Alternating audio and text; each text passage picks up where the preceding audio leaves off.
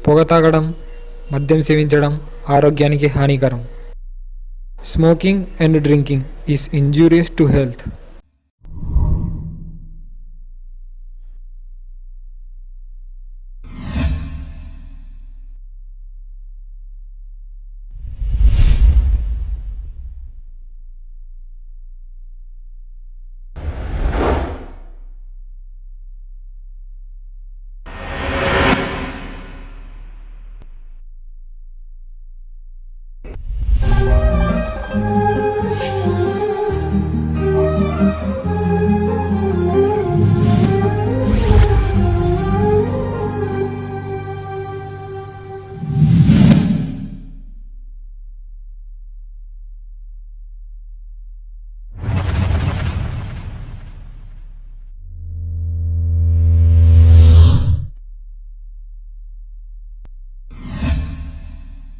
జీవా, నువ్వు చాలా మంచివాడివి.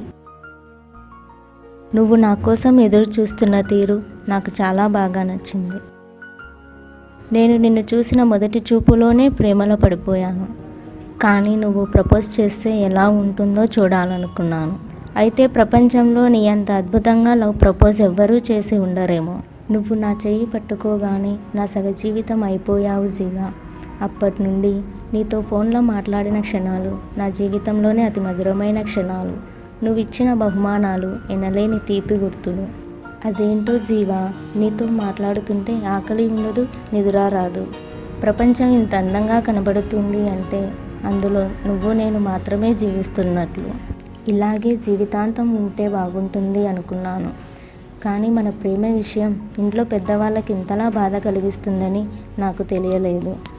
నాన్న, నేను ఒక అబ్బాయిని ప్రేమించాను అని చెప్పగానే మీరు చూసిన చూపు, నేను ఇంటి నుండి జీవాతో వెళ్ళిపోవాలని నిర్ణయించుకున్నప్పుడు మీరు కులబడిపోయిన క్షణాలు,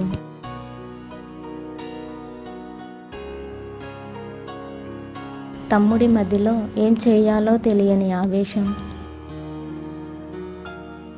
ఏం నాన్న, కులాంతర వివాహం చేసుకోవాలని అనుకుంటే ప్రతి అమ్మాయి ఇంతలా క్షోభపడాల్సిందేనా? అందుకే గెలవాలనుకున్నాను నాన్న. జీవా లేని జీవితం జీవించకూడదు అనుకున్నాను. అప్పుడు మామయ్య చెప్పిన మాటలు నాలో మార్పునే తీసుకొస్తున్నాయి.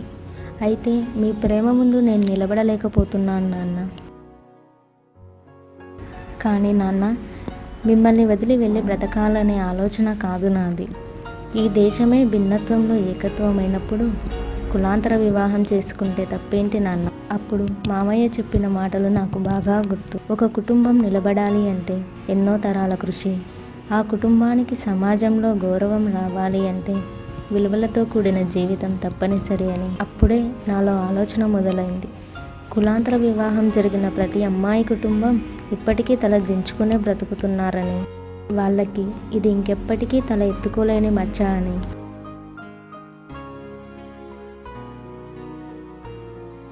ఇక జీవ ఆలోచనల నుండి బయటపడాలనుకున్నాను. కానీ ప్రేమ ఒక మానసిక రోగం నాన్న, అంత త్వరగా మారనివ్వదు. అందుకే మీ అందరి ఆనవాళ్ళను దాటి ఇంటి నుండి జీవా దగ్గరకు వెళ్ళాల్సి వచ్చింది.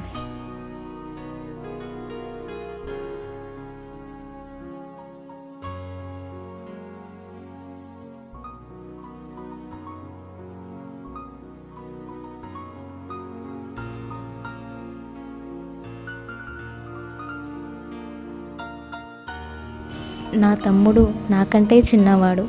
వాడే కుటుంబ గౌరవం కాపాడటానికి ఇంతగా ప్రయత్నిస్తున్నప్పుడు మారలేక పిచ్చిదానిలా అలా వాడి చెంత నుండి పారిపోతుంటే నాలో నాకే సిగ్గేసింది నాన్న.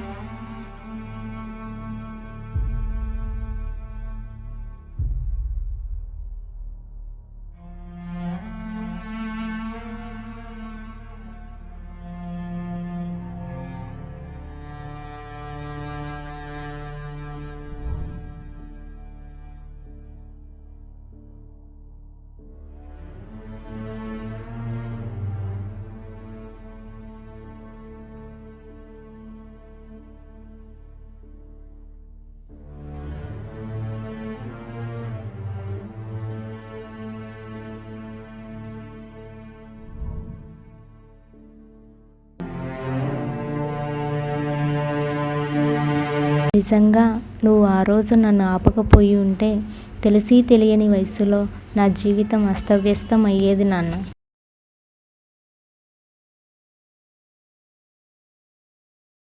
కూతురి పెళ్లి తండ్రి పద్ధత. ఆ బాధ్యతను ఆయనకే వదిలేయండి.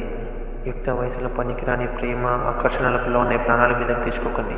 ఈ కృషిత్వం ద్వారా మీకు తెలియజేసేది ఒకటి, ఏదేమైనా సరే జీవితాన్ని పణంగా పెట్టండి. అన్నిటికంటే విలువైన ప్రాణాన్ని కాదు, మీ మనసు.